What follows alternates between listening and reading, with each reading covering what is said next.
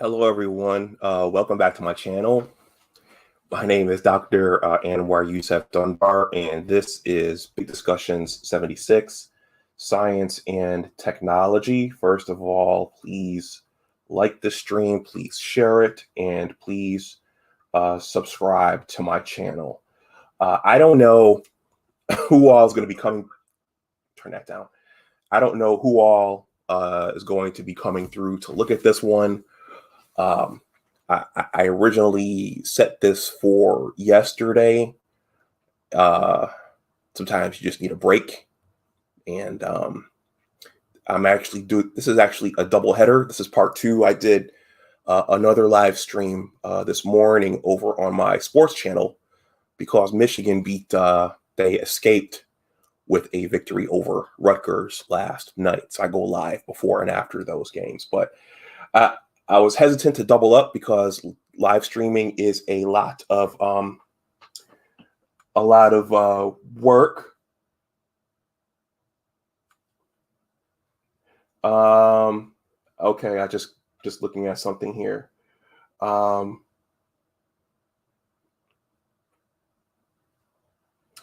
Okay, I had some plans later on, and those plans change. So where was I? Yeah, so I did. This is part two of a double header.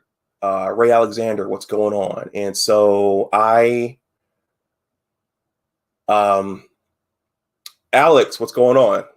Alex comes over to my sports channel quite a bit, and he's my my wingman over there. Trying to get my bearings back from what I was just talking about. A double header. So streaming is a lot of sitting at the computer. I normally do this sitting at the computer. It's sitting for a while, talking to a mic and looking at a screen can be a lot sometimes. So I was hesitant to double up today, but I think I wanted to get this done before I head out to Buffalo for my trip. So I decided to do this today. So going forward, there will be more coronavirus related content. There will be more tech related content. And I wanted to do this. I did part one of this a couple of weeks ago, which was my science education K through 12, because I'm very passionate about STEM advocacy, particularly for the next generation from my community. I mean, a lot of the things that I will say will have impact towards whoever listens, but I particularly want to pull up those from my background, especially the boys, because our people are behind in terms of participation in the STEMs. And if you think about our total population, we have more girls going to school than boys. So there really needs to be an effort to pull the boys up. So I wanted to tell most people in this space, most of my audience is Black. I want to branch out as well, but most of you all know me as Dr. Dunbar. But I think it's important to be transparent about how I got to this point. And it wasn't a straight line, and there were several bumps in the road. So I think it's important to tell the story of how I got here and lay down the blueprint so others can do it as well. So this discussion, I suspect this will, I wrote some points down here on a notepad, and I suspect this will take about an hour. If I'll throw the link in the chat if anyone wants to come up and say a few words or ask me some questions one-on-one, but I suspect this will take about an hour. And then, we'll wrap up. So my undergraduate science education. So for the last one, let me pull this picture up here. So those are backgrounds. I'm going to start with a picture. They say a picture is worth 1,000 words. And I ended the last one with where I ended high school. And in that discussion, I talked about how I always had the ability to do science. I had the ability to do the work, but I was a very much a kid who was wandering mentally, and I didn't quite understand how to be a student. And so this is me, my last year of high school. I went to a technical high school in Buffalo. It was one of the top two high schools in the city at that time. You had to take an entrance exam to get in. And as you can see here at the bottom, my major was biotechnology, which was basically AP biology.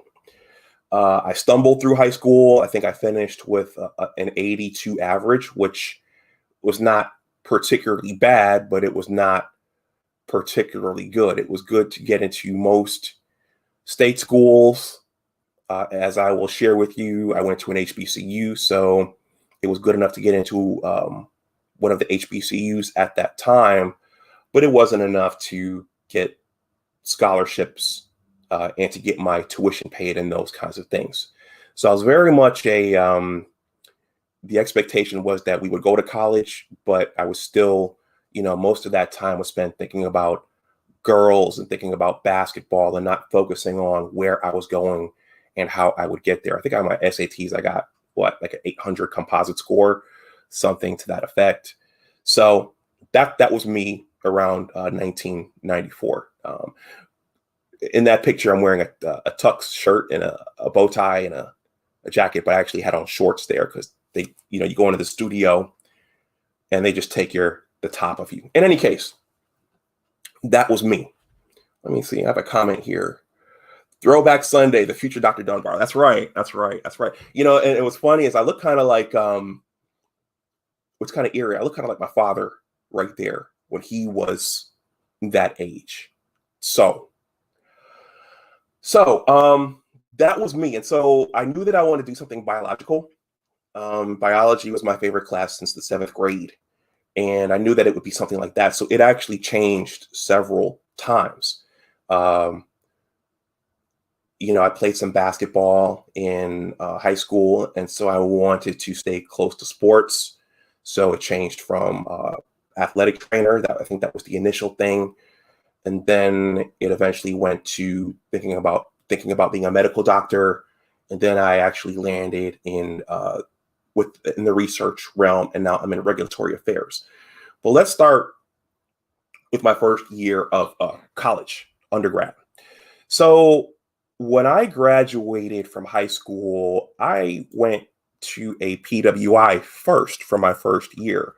And it's funny that Alex is here because we just kind of alluded to this over on my sports channel. That's actually a thing.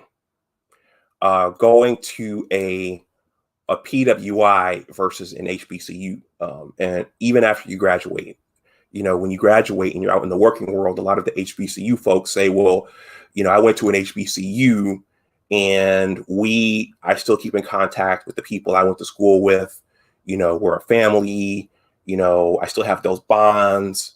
And, I learned about my culture, and we had the bands and the step shows. And so there's some, even when you graduate, there's a level of shaming or clowning that HBCU grads give to Black people who went to PWIs. And so then folks from PWIs, they of course feel some kind of way because they're being shamed for not going to HBCUs.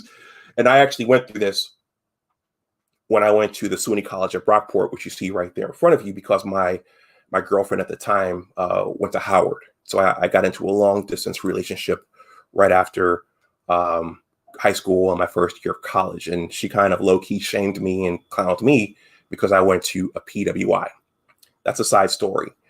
What I want to communicate here is that, and I said this over on Ramil Amir's channel, is that my first year of college here is when I figured out how to be an A student. So what does that mean? It means this. I'm going to enable the screen share here. Um, this is a discussion. This is a blog post from my blogging platform. And this is one of the first, well, this is one of the major contributions my father made to my life. My father is a retired educator. And there were several conversations that he and I had when I was younger.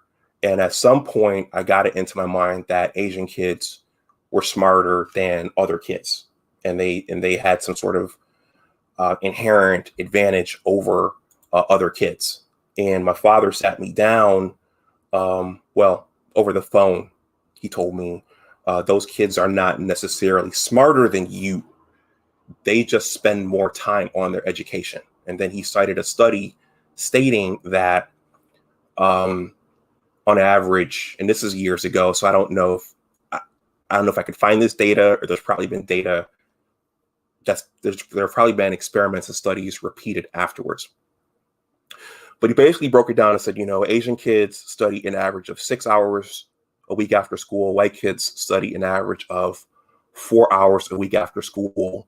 And Black kids study an average of 2 hours a week after school. So it's not that they are inherently smarter.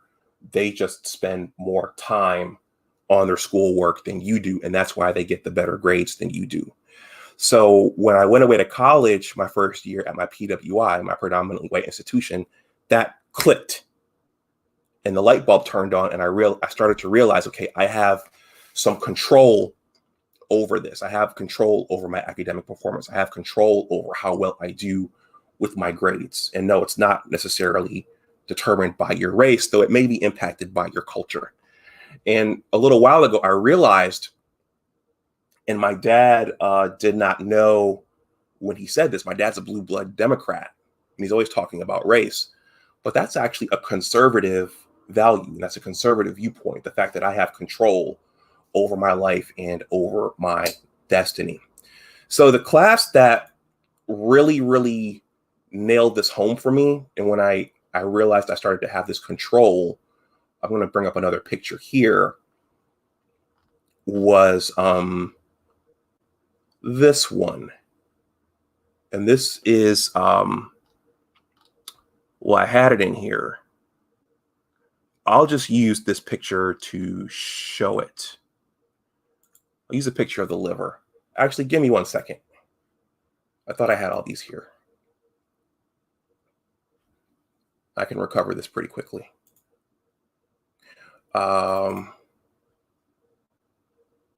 It was this class. Survey of Anatomy and Physiology. That was the class. This was taught by a man named David Brannigan. And I remember we had to buy a thick binder of notes, and it broke down everything in the body because that's what physiology is.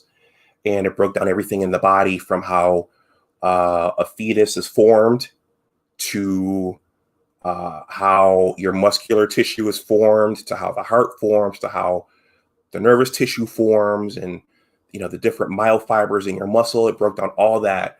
And it was a large class, and I remember I had to sit in my room and just study and even rewrite some of the notes so that I knew that I knew it.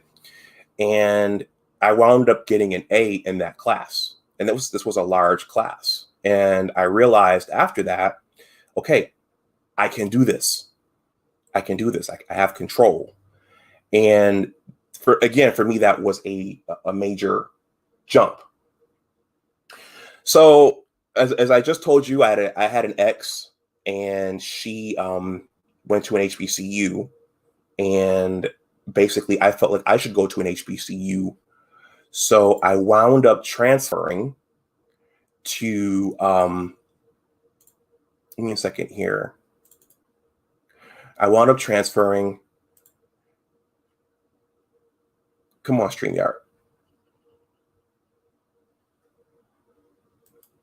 to Johnson C. Smith University. And Johnson C. Smith University is a HBCU. It's a small HBCU. It's not one of our flagship HBCUs like Howard Morehouse or Spelman, but it's a small HBCU in Charlotte, North Carolina. And I was turned on to this by a cousin, and who went to JCSU himself. And I didn't really know anything about the college except for the fact that I wanted to attend a Black college and I wanted to get that experience. And the way that I would describe it is that, shout out to O'Shea Duke Jackson. Yes, it was very much like a big high school. I see 2 comments here. I'm going to read these comments to break this up a little bit. Alonzo Hall, Dr. Dunbar, hello. Hello, Alonzo. Thanks for coming through. If anyone wants to donate to the channel, my Cash App is in the description box below. Please like the stream. Please share it. Please subscribe, especially if you're watching this on the playback. So I wound up transferring to Johnson C. Smith University. This is a small HBCU in Charlotte, North Carolina. This is, I thought I had another picture of, I thought I had a picture of Biddle Hall here. Give me a second. Because you want to show the iconic pictures of your HBCU so people know what it is. So this is Biddle Hall. This is the building most people identify with Johnson C. Smith University. It's it was founded as a Presbyterian institution. It's over on Charlotte's west side, just near downtown. And so there was a bit of an adjustment there culturally, and just being in Charlotte, being in a different city, and even socially. And I didn't grow up with the big bands. I didn't grow up with the Divine Nine. But I'm going to skip ahead and say that I continued my academic success, and I flourished as a student at Johnson C. Smith University. And what does that mean? That means that I got an A in my survey of anatomy and physiology class at my PWI. And when I transferred to Johnson C. Smith University, I basically hit the ground running. So, oh, geez. Give me one second here. I'm going to show a different picture.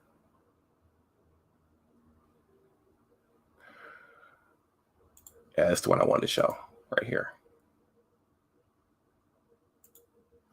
Yeah, so that's our science hall at that was one of our science halls when I was there, and that's where I took most of my coursework. And when I got there, once again, the lesson my father taught me about devoting your time to your academics, I continued that hot streak once I got there. And I think my first semester, I got a 4.0, at least in my major courses. And I continued that through, modern concepts of cell biology and zoology and botany and what's the other one? Botany and ecology and biochemistry and all those classes, microbiology. I continued that hot streak, and I really started to distinguish myself, and I really started to make a name for myself at that school. Before I go on, there was something else I wanted to show you guys. All these blog posts that I'm showing you are from my blogging platform. And I think it's important to continue to nail down why all of this matters in terms of science careers. This is another blog post that I wrote. And I wanted to show this one here. This is the why. Why get into a science career? Why start a science career? Why take this training? I didn't realize it at the time. All these links are below this live stream. But this blog post is entitled "The Transferable Skills from a Doctoral Degree in the Basic Sciences." These are all the skills. Some of these skills I incorporate right here on YouTube. Critical thinking / problem solving skills, the ability to multitask, the ability to organize and coordinate multiple projects at one time, the ability to write clearly, the ability to speak and present clearly, the ability to work on teams, and the ability to adapt and understand new systems. So this is kind of the why I was learning all of these things as I was going along one by one. I just didn't know it at the time. So this is in the description box below. I'm going to read a comment here from Ray Alexander. Ray says, "The average study time for students is also discussed in the book, Top of the Class, How Asian Parents Raise High Achievers by Sue Kim Abood." Okay, so everyone, if you're curious, take a look at that book. Ray Alexander, thank you for sharing that. Because to get into any of these institutions, you have to show a level of, at least you did have to show a level of accomplishment in the high school levels. So a lot of preparation takes place before you get there. So I focused in at my HBCU. And what I'll say about the HBCUs as I'm saying this, as I'm going over all this, is think about, I don't want to make this political, but a huge controversy surrounding the outgoing administration was the amount of help extended to HBCUs. And it's been discussed quite a bit whether or not HBCUs are still relevant. I think HBCUs are relevant. I was not accomplished enough to go to an MIT coming out of high school, or to Georgia Tech, or to Stanford, or one of the Ivy League schools. I was not accomplished enough to go there. And I think going to my HBCU allowed me to salvage my my education. And I had a lot of classmates there who I don't think could have gotten into at that time. I don't think they could have gotten in to other institutions. So I do think HBCUs are still important. And I think that they are important for salvaging students who might not be able to go anyplace else. Now that's, I'm not talking about, there's a whole spectrum. There's Howard, there's Hampton, there's Morehouse. You have your upper tiers, then you have your smaller schools like the one I went to, but I think they still do play a role. And also these institutions, as I'll describe, are gateways to Big Ten universities like the University of Michigan and the University of Wisconsin and those kinds of things. So I think there still is very much a relevance for HBCUs. One of the key pieces at my HBCU was the mentoring. You have smaller class sizes. You're not piled into these stadiums where there are 50 and 100 with 50 and 100 students, and where you have to go see TAs to get the help you need. We had 10 people in a class, 12 people in a class. And the mentoring, the one-on-one time to get to know the teachers and to talk to them and to just kind of break bread with them, that was very, very important. And it was very much like what you saw on A Different World. They were hard on us. They would put their foot up our asses, when we needed it. And they would tell us like it is. I'm going to show this blog post here. This is below in the description box. This blog post is entitled "How My HBCU Led Me to My STEM Career." Again, you don't have to go to an HBCU. Oh, let me disable there. Okay. I'm going to shrink that a little bit so you guys can see the whole thing. This blog post is entitled, I wrote this, How My HBCU Led Me to My STEM Career. So, again, you don't have to go to an HBCU to start a STEM career. But if you're a student, if you're not a stellar student coming out of high school, it might help because you have smaller class sizes and the mentoring. I wrote down some of my professors. I don't think they'll mind. This was 20 years ago, but there are certain things that I associate and remember with these professors. Dr. Haywood was a smaller in stature. She was a PhD in cell biology, so she was tough. Dr. Sutton Haywood. She was tough. She didn't smile much. And she would tell us, and this wasn't for me, this was for my classmates. She would tell us, I'm not here to like you. She would say, I don't need you to like me. But she would say, our job is to prepare you all for the world on the outside. Our job is to prepare you to go to medical school and to go to dental school or whatever else it is that you want to do. I remember her also telling us, I'm not going to ask you what is a cell, what is a protein, what is a Golgi apparatus. I'm going to ask you to think about things. And thinking is a major part of science, as I've discussed numerous times throughout my creating YouTube content. And she, as I'll describe, she played a very, very important role in my path. Dr. E. Thompson was West Indian.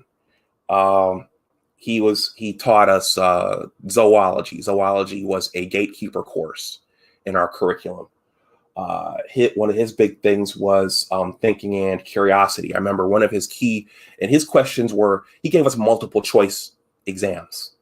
And what he would do is he would switch around the multiple choice answers and to try to make sure we were thinking. A lot of students would get the exams from the previous year and you might have question A, B, C, and D. Well, he would switch them around and some students would still pick option A because they weren't thinking. They didn't understand the principle. So he would trip up a lot of students that way.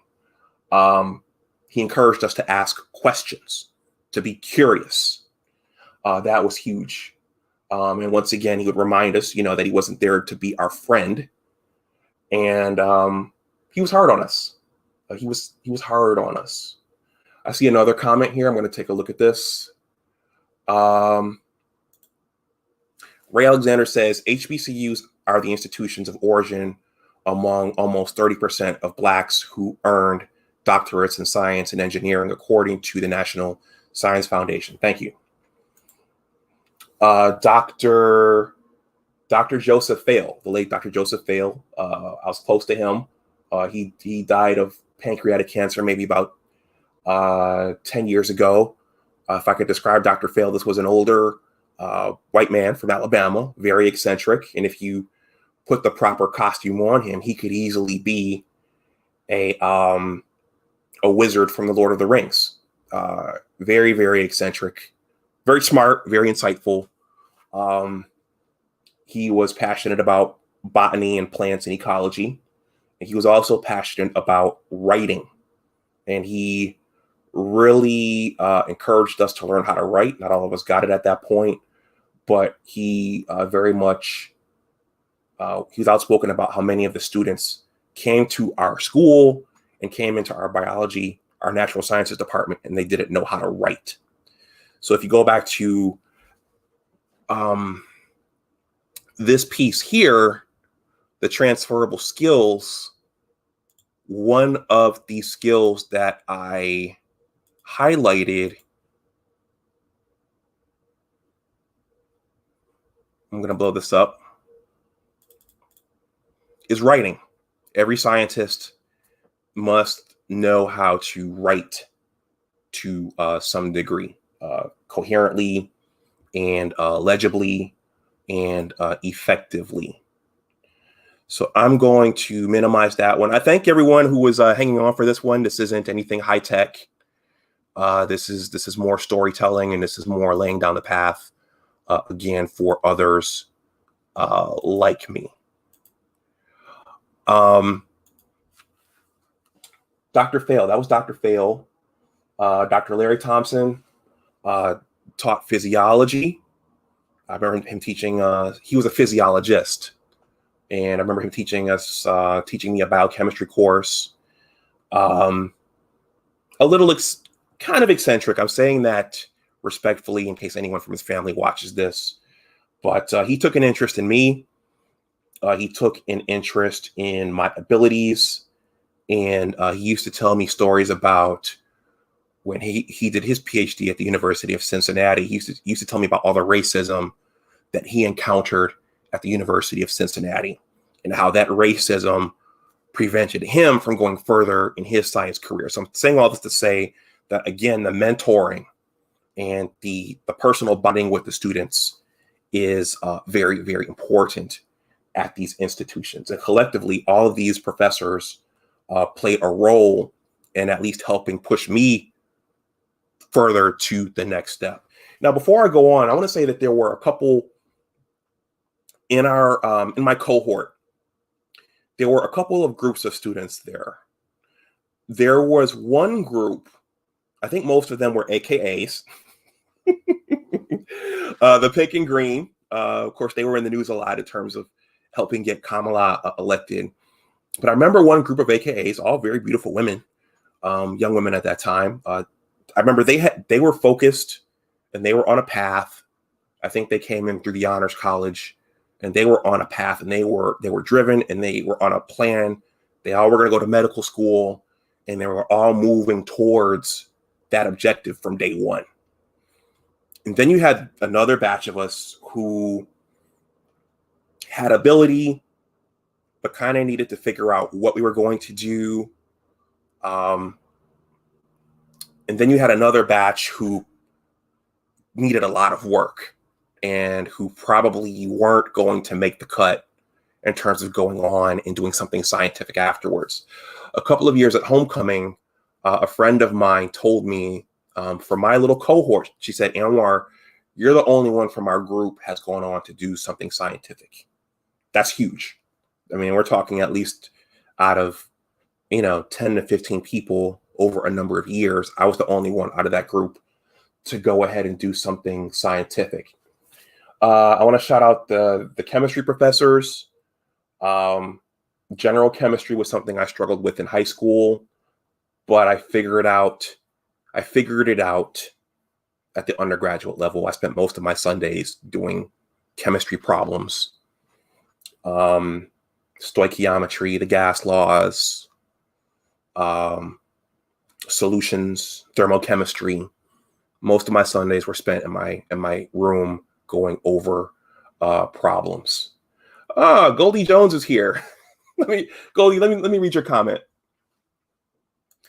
Goldie asked me an interesting question. Oh, very lovely picture, by the way. Goldie asked me a question over on the Roger Reports panel on Friday. So thankful for my HBCU matriculation. It gave me so much confidence. I'm happy to still be connected with so many of my professors all these years. More HBCUs need to offer terminal degrees. I'm not familiar with that term, Goldie. If you want to leave it in the chat. And also, which HBCU you went to. Okay. So shout out to Dr. Champion. He taught GChem. And I'll just say that he structured it in such a way in that he helped us. He structured it in such a way that he was teaching us, but also for those of us who didn't catch on right away, we could still get good grades at the end. I'll just stop that there. And I keep in contact with Dr. Champion quite a bit, and he's helped me even as I've started tutoring, because when you get trained in a science, you can earn extra money by tutoring kids in districts where parents are willing to pay for that. So you can make extra money with your science training, tutoring kids. I didn't struggle with orgo. Shout out to Dr. Russell. Physics, I figured out physics. After struggling with physics in high school, I figured it out by the time I got to undergrad. There was a form, at least for that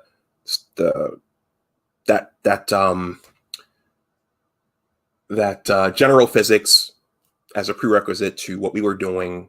There was a formula for everything, and our professor let us take the formulas on a sheet into every exam. So you just had to, if you practiced your problems ahead of time, you knew what to do once you got to the exam. I didn't excel. I did well in pre-Cal 2, my first year. Cal 1, I didn't do as well. And me and that professor afterwards, Dr. Alexander, he helped me see that I stopped coming to his office as much, which is why I didn't do well in Calculus 1. But I didn't need that for the biological sciences. So the mentoring. And you know what? Let me show you guys this as well. I'm going to get to the mentoring. Something else Dr. Haywood showed us and hammered us about was this. And this is one of the reasons why I did not go to medical school. And this helped me zero in the fact that I didn't want to go to medical school. I specifically remember Dr. Haywood telling us this, which is written in this blog post, which is she told us, she said, you all say you want to go to medical school, but you don't have the slightest idea of what it would take to get into medical school. She said, if I were you over the summer, I'd go home and I would pull a book out at the library and research what it takes to get into medical school. And so I don't know if my classmates did that, but I did go back to Buffalo. I did pull out a book at the library and I did look up what it took to become a medical doctor. And I decided I didn't want to do that because I wasn't going to make any real money until at least 10 years after my training. And I didn't want to do a residency and I didn't want to borrow hundreds of thousands of dollars to pursue that career. So I decided I didn't want to do that. Dr.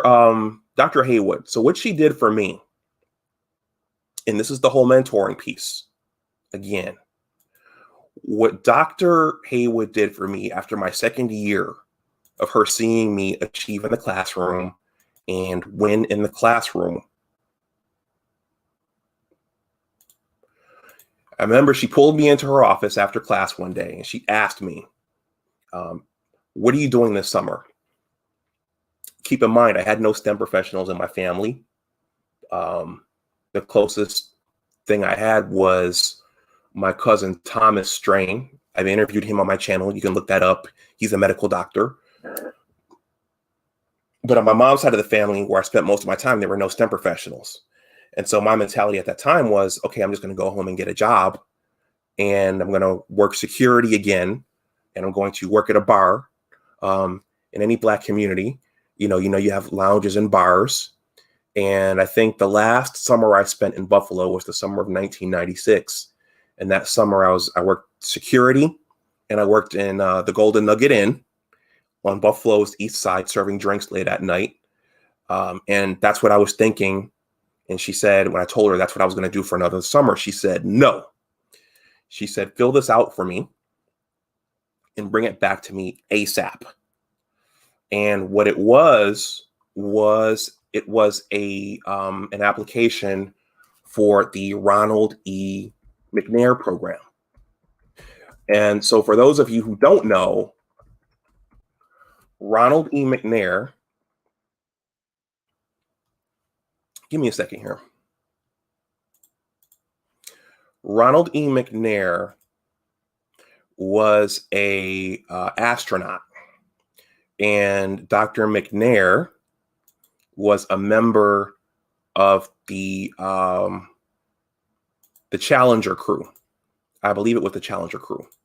The Challenger crew, they were aboard the Space Shuttle Challenger that blew up as it was attempting to leave Earth's orbit. I think it was 1984. But Ronald E. McNair, he was a Q, and he was a physicist. Many of the astronauts were physicists, in addition to being military men and doctors and whatever. But they named this program after him, and the program was designed to expose underrepresented minorities to doctoral research. So getting more of us into getting PhDs, and in some instances, going on to become tenure track professors at universities. So Dr. Haywood had me fill out that application for the McNair program. I did that, and I was admitted to the McNair program at UNC Charlotte, and I participated in that program, and I never spent another summer in Buffalo again. And in the McNair program, I'm going to show you guys a picture here. I'm almost done with this, by the way. In the McNair program, I got paired up. I got assigned to a hepatologist named, I don't think he'll mind me saying this either, Dr. Mark G. Clemens. Dr. Clemens was a physiologist who specialized in liver physiology. So he was a hepatologist, a very, very bright man, very, very accomplished and driven man. I think he spent some time at the Johns Hopkins University in Baltimore, and then they moved him to UNC Charlotte, or they recruited him to UNC Charlotte to help build out their biological sciences program. And Dr. Clemens did a lot of research on the liver, and his primary technique was something called isolated liver perfusion. And basically what that means is you would perform a surgery on a rat.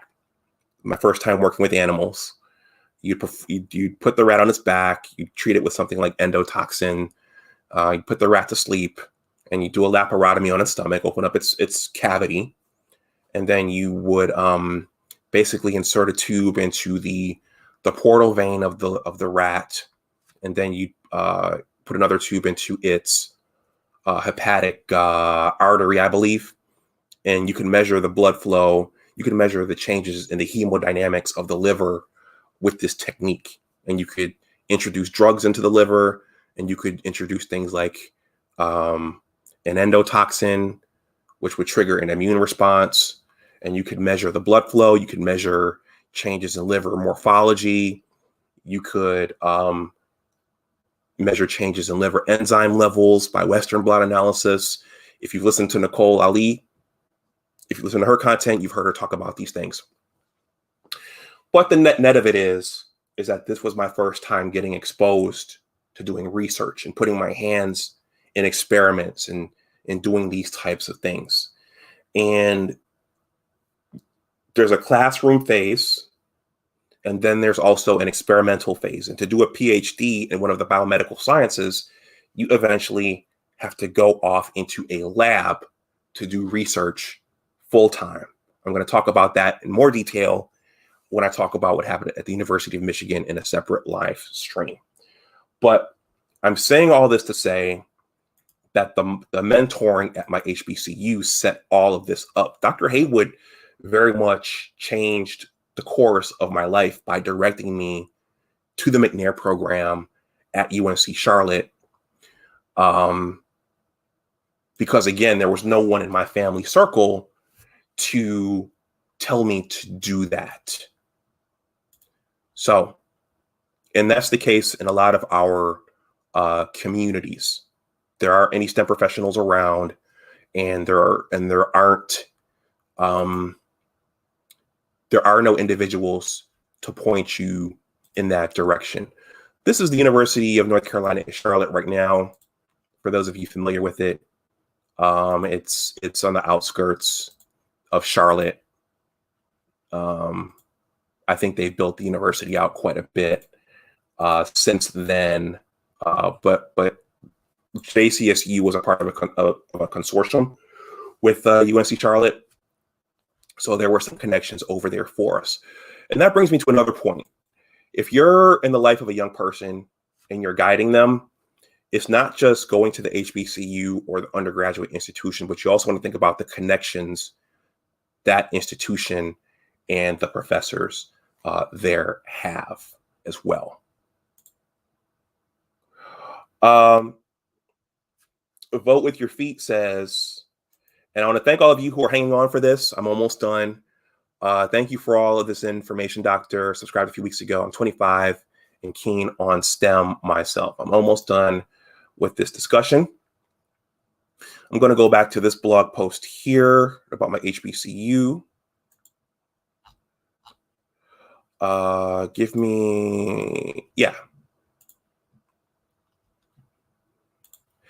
Dr. Phale, who I said was very, very passionate about, that's the greenhouse. That's how it looks today. Dr. Phale used to hang out in the greenhouse quite a bit as he was passionate about plant life and trees and those kinds of things. But what he did, this is another mentoring piece.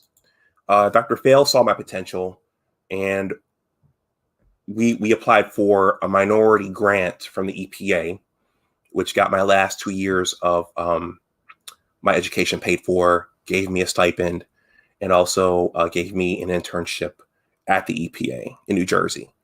So this mentoring was very, very instrumental in the finances of my undergraduate studies.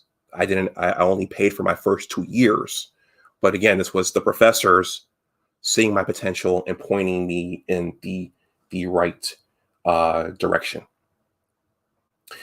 I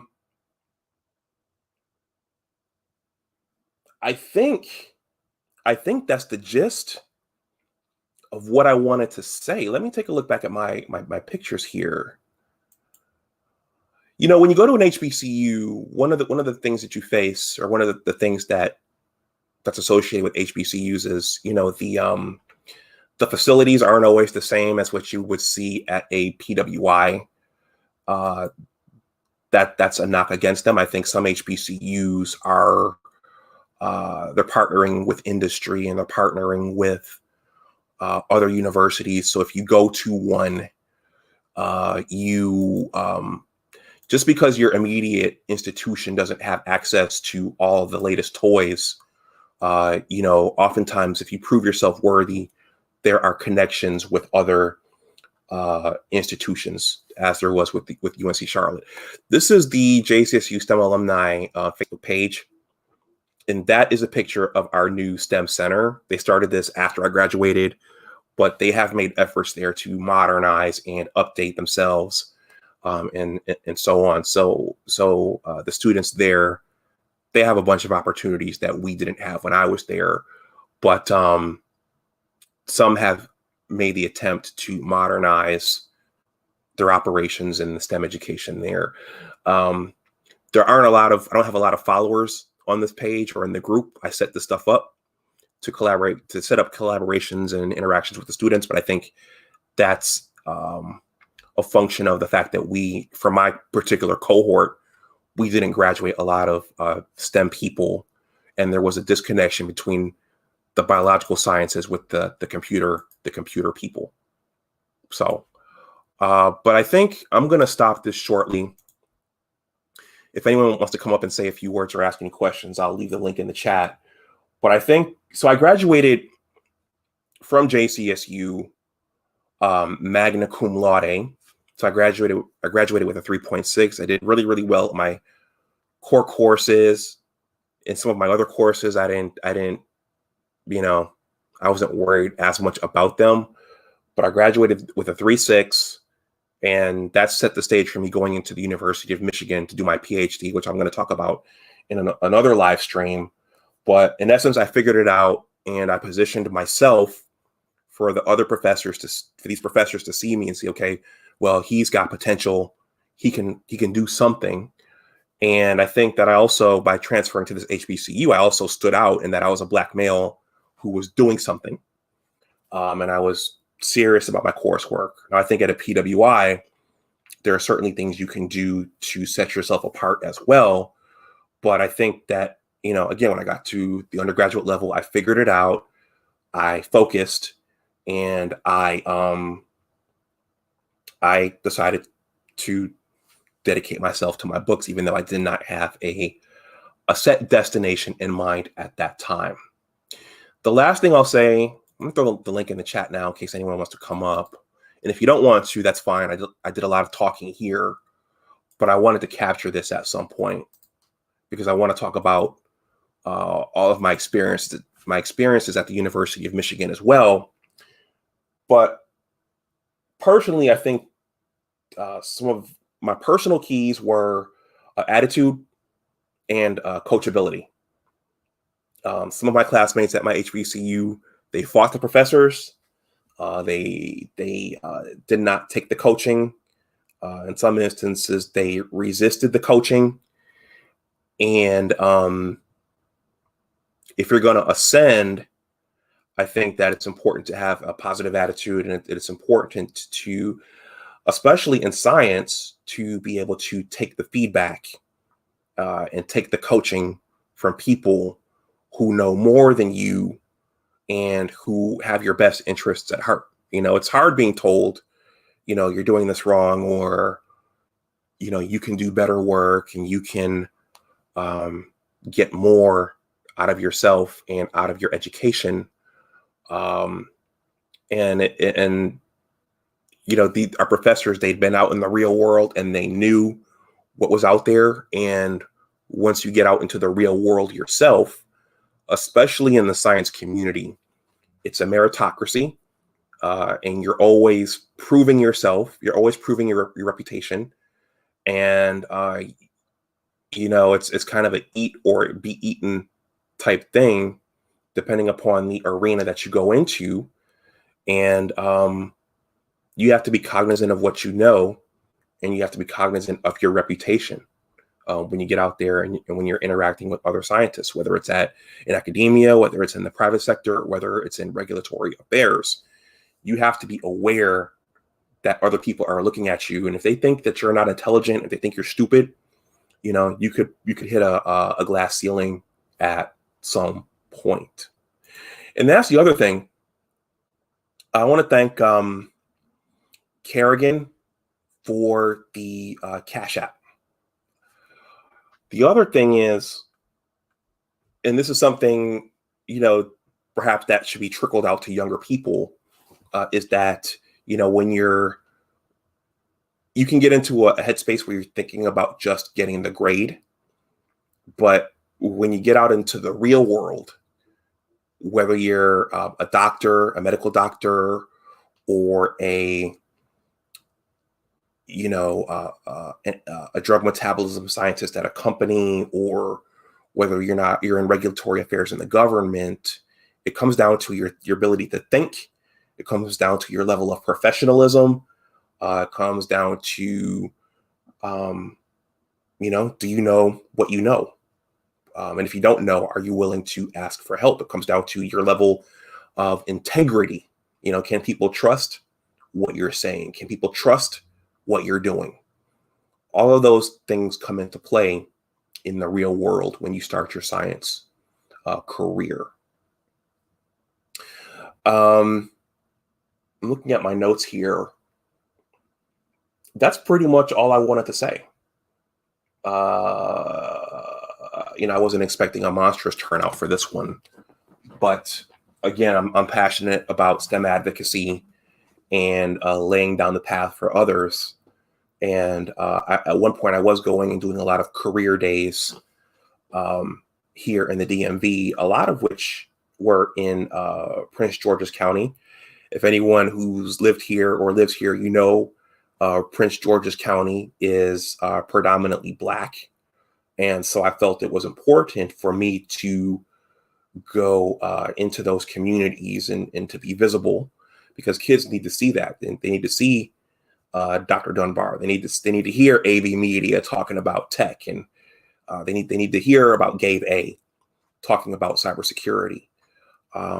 So these are all things that I think we need to, if we want to get more of our younger people into the STEMs, we've got to get these messages out. There are a lot of things coming. Me and Gabe A talked about this. There are a lot of things coming, like the IoT. I'm going to shoot just a short video on this probably this week. But there are things coming like the IoT, the Internet of Things. This is, and after me and Gabe A talked, I connected this to 5G in my mind. One of the reasons they needed to set up 5G is so that all of the coming technologies can come and run. So the IoT is going to run off of 5G.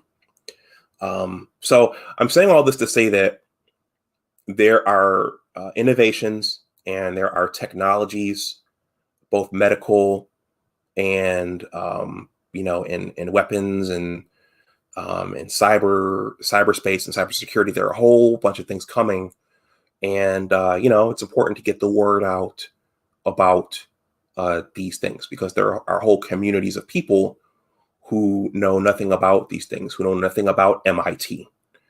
The first time I told Black Uru a couple of weeks ago, the first time I'd heard about MIT was when I got to the University of Michigan. People in my ecosystem weren't talking about the Massachusetts Institute of Technology. And there's a whole layer of preparation that goes into going to an institution like MIT. So with that, I have a comment here, a new comment. Alang says, I completely concur. As an engineer, I understand that your attitude and ability to learn and research, and honestly, just your curiosity, needs to be very high and positive. Yeah. And that brings me to another point. A lot of time was spent at my HBCU just trying to get us to be curious. And a huge part of the sciences, no matter which part you go into, is curiosity. It's wanting to understand how things work. It's wanting to understand how to improve things and innovate and make things better. And that was one of the main things that our professors tried to hammer home to us. Sometimes to get to that next step, you have to ask someone for help. And sometimes making that breakthrough is understanding what's been done, and it's understanding how someone did something just for your own knowledge. And you also have to be afraid not to sound stupid. At some point, you have to get past that and become more concerned with getting the information. So, and a senior scientist in my current position told me when I first started that the only dumb question is that which goes unasked. And so you have to be careful of your cohort as well. Now that I'm thinking about this, I remember at one person's senior paper, because we had to do senior papers to graduate from my HBCU. One classmate finished her presentation, and afterwards, it's like a thesis defense. They opened it up for questions, and none of us asked questions. And this professor, Dr. Thompson, said, "What? You don't have any questions?" And so, wanting to be a good soldier, I raised my hand, asked a question, and one of my classmates sucked her teeth at me because there was this us against them thing. It was us students against the faculty thing. It was some of the students were afraid of the faculty. Some students couldn't see that they were there to help us, and the senior paper wasn't there to trip us up and make us look stupid. It was a rite of passage, number one, but it was about learning how to think, which goes back to what you are expected to do when you get on the outside, whether you're in the tech sector or whether you're in the biomedical sciences or something else. Ultimately, whether you're in a drug company, whether you're in Tesla, whether or not you're at Microsoft, they're paying you to think. They're paying you to have a knowledge of your field, but they're also paying you to add something to what they're already doing. And if you're unprepared, you'll get fired or you'll top off somewhere. But also, and I'm going to close this out shortly. Where's the transferable skills? I want to show you guys one more thing. The other thing the sciences, I might have said this earlier, the sciences allow you no matter which science you get into, oftentimes the science careers are really, really good because they teach you all of these things: critical thinking / problem solving, the ability to multitask, organize, and coordinate multiple projects at one time, the ability to write clearly, the ability to speak and present clearly, the ability to work on teams, and the ability to adapt and understand new systems. Everyone, this is how I came to YouTube. This is how I started my LLC. This is how I started my blogging platform. It was pretty much all the skills I learned through my science training. And I'm going to tell you, a lot of these got hammered into us. Give me a second. There's a little bit of cinematography to YouTube. A lot of those got hammered in on the next step here in my graduate training at the University of Michigan. All of these blog posts are in the description box below. In the next live stream in this series, I'm going to tackle this one, which is the next step to becoming Dr. Dunbar. But also this next step is when I actually had to live science and when I actually got immersed in it, and when I actually learned about how hard doing science is. And I'm going to tell you all about some of the cultural and personal challenges involved in getting my PhD and some of the things that almost made me flunk out of my doctoral studies. So this one is coming next. I don't know when it will be. Like I said, I have some more coronavirus stuff coming. I have some more tech related stuff coming on this channel. And I actually came into contact with someone over on the Roger Reports channel who's passionate about botany and the agro sciences. So that's a whole, the agro sciences. We take for granted the food that's in our supermarkets when we go to get it, but there's a whole industry, which is the agro sciences. And I met someone over on the Roger Report who's passionate about that. And so I suspect he and I will be creating content at some point together on the agro sciences and botany. So I have another comment here from Vote With Your Feet. How long have you been in academia? So I am actually not in academia at this point. What I am is I am in regulatory affairs. And I wrote about that as well. The regulatory sciences. I don't know if I left this one in the description box below, but if you want a quick crash course on what regulatory science is and what regulatory affairs are, you can go to this blog post. I'll leave the link in the chat right now. A lot of us don't know what that is either. The regulatory sciences and regulatory affairs, though it impacts everything from the foods we eat to the drugs we use to 5G to energy. The regulatory affairs are in everything. So, well, that's pretty much what I wanted to say. I just wanted to, the cool thing about StreamYard is that even if it doesn't turn into a hangout type of thing, there's a permanent record and there's a permanent recording that people can go back and watch on the playback. So if you're watching this on the playback, please like the stream, please share it, and please subscribe to my channel. If you want to make a donation, my Cash App is below in the description box, as is my PayPal.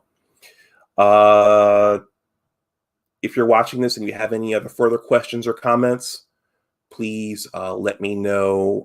Please leave a comment or question in the comment section below the playback of this video. Thank you everyone for watching. Please enjoy to the extent that you can. Please enjoy your Thanksgiving week. I know some places have locked down, so be safe, enjoy your week.